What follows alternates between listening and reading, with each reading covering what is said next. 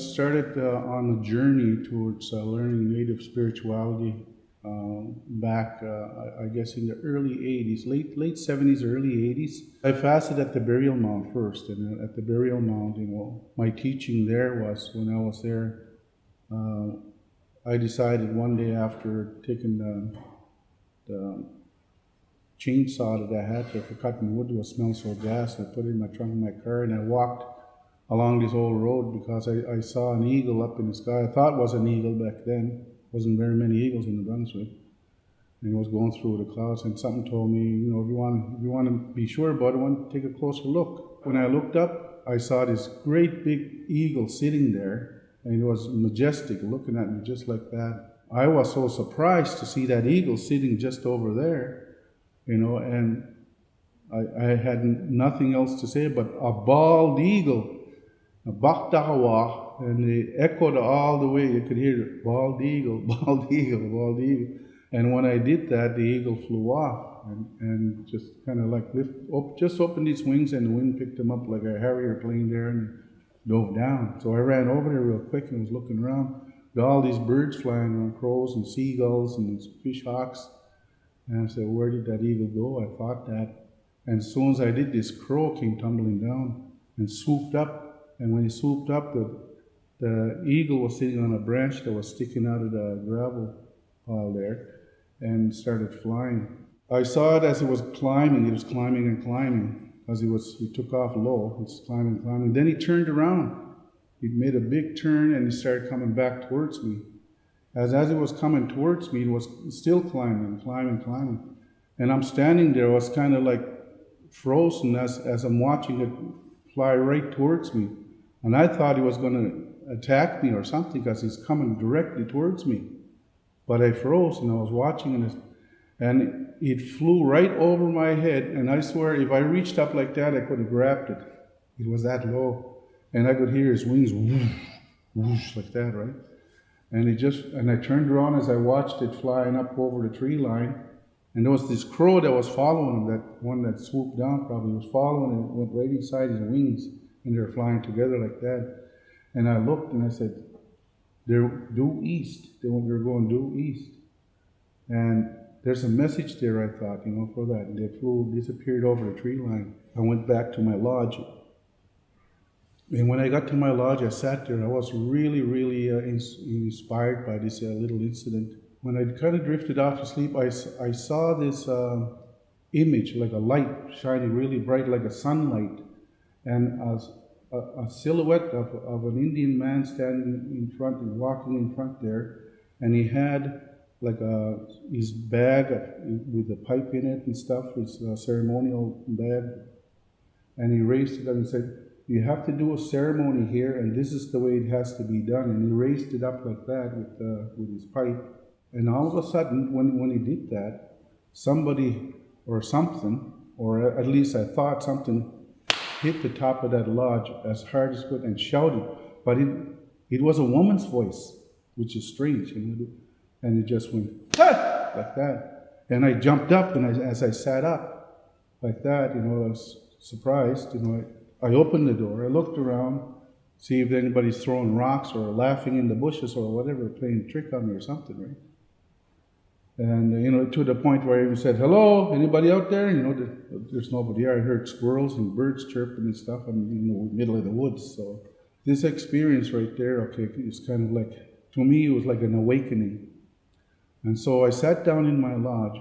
And when I sat down in the lodge, I felt this really cool, like an ice cube going like that on top of my head there, a real cool spot on my head there. And these thoughts are going in like that.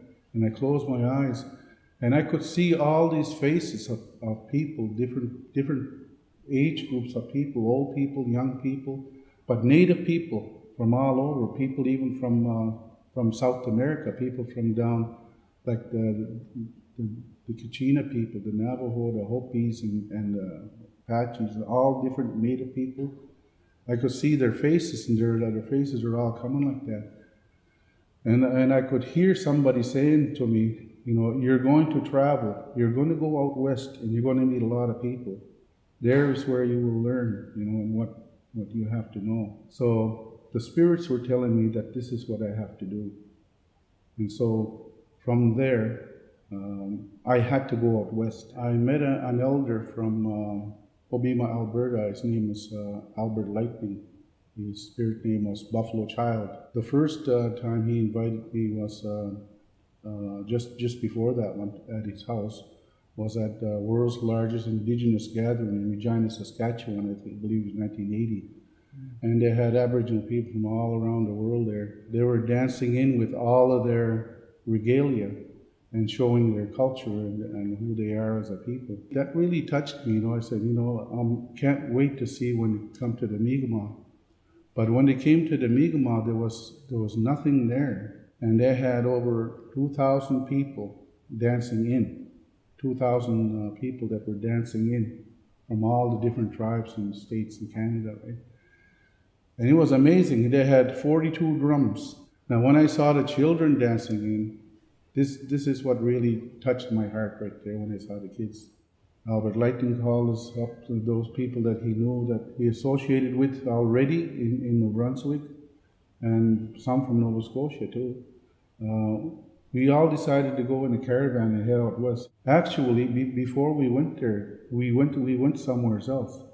We were at Albert Lightning's, and he said, before we go to Kootenay Plains, I want you guys to witness something. There's a ceremony taking place in 40 miles north of Edmonton, Alberta, in a reserve called Alexander Reserve. They were doing a sun dance, and you guys could witness that. So we went up there like for a visit, and we wind up participating, in fact, and being there for a couple of days. And so that's when I participated in that sun dance for the first time. And this is where something happened to me. Like my eyes kind of like shifted, like a camera going like that. And all of a sudden I saw this great big field, green field, right? And I see people come over on the other side of the hill coming up, and they're coming dancing up to the hill. And I looked, and when I looked, they were all Native people from all different tribes, all of the, from Native Americans from Canada and the United States, and beautiful regalia on, right? And they were singing this song in unison. It was like a very powerful song, and it was, you could hear like a choir. They're all singing. Yeah, I was overwhelmed by that, and I went down. So I went down and I was rubbing my eyes. I said, to myself, like, what the heck's going on here? And I kept on dancing, and again it happened. Again it happened. This time they're coming up even higher. Coming up over. I could see all their regalia, the beadwork and beautiful regalias that they had on, and the song was really, overwhelming. I could hear it. It was like a big choir. Everybody was all singing as they're coming over the hill. And I went down again. And that was the first experience, of something of that. Like, it's a vision, is what it was, And so we went to Kootenay Plains and set up there. We had all these teepees set up there. We helped them set up his teepee. I decided I'm going to fast there. I decided to fast on the mountain. So I'm going to go up that mountain and see what that's all about. So I climbed up as high as I could, and I sat on the ledge, and I'm overlooking down below there. There's trees. They look like little toothpicks down there. I had a small pipe that was given to me, and I took this pipe and loaded it up there and sat down and said, I'm going to say a prayer, and I'm going to say a prayer for my people. So I lit the pipe and I raised the pipe, and this is a really clear, beautiful mountains right there, picturesque, like a postcard, right? As I was praying, all of a sudden I felt this little splash on my face like that. So I kind of interrupted my prayer, and I opened my eyes, and there's nothing around. I mean, I'm on a side of a mountain here. Anyway, I closed my eyes again and continued my prayer, and again, this splashing on my face. And I'm not seeing anything out there. I said, well, I got to finish my prayer. It's like something testing me. Mm-hmm. So I continued praying, and as I was praying, I felt His presence. It was really strong. It was a really strong presence of somebody standing right out here. But He couldn't be standing there because there's nothing there. He'd have to be floating. So anyway, that presence, it got to the point that this presence to me was Jesus Christ. And I found this unusual. I'm praying here in traditional way, and what's this? The presence of Jesus Christ before me, right? And I wondered about that. But anyway, I wind up finishing my prayer, and I went down the mountain, and got to the base of the mountain, and all of a sudden it hit me in my heart. And I started feeling really sad for my people. I thought about that time when I was in Regina, Saskatchewan, when I saw all these people dancing. Mm-hmm. Everybody all in regalia. You can tell they're really proud of who they were, right? And that really, it hit me really hard. And to the point I started crying about it again. But I was crying because, this feeling that I had for my people back home. So it got to the point where my eyes were dry. I couldn't cry anymore, but I was still wailing, right? And this wailing and this crying that I was doing that became part of the song later. So when I finished my fast, we went into a sweat lodge there. And the elder there told me, "You have a song." I didn't know what he was talking about. So anyway, he said, "That's okay. It'll come to you." So when we finished there, we went back home. And again, we had a sweat lodge ceremony over at Clarence Palaces. And when we were in that sweat lodge, the words came. And this is the words are very simple, and it's what we have to do, because what I saw in our communities? And drinking and fighting and drugging and stuff like that was confusing them and perpetuating that anger and jealousy and whatever that may be, fueled by alcohol and drugs. So that's bad medicine, I said. That's what's tearing our people apart. So what would you tell people that are going through that? I am a person, who's going to listen to me? I have no money. I have no influence. I'm not a chief. I don't, who's going to listen to me if I said anything? Mm-hmm. Just like one raindrop out of the sky, And so I said, well, maybe this song will get up there. And so I started singing the song.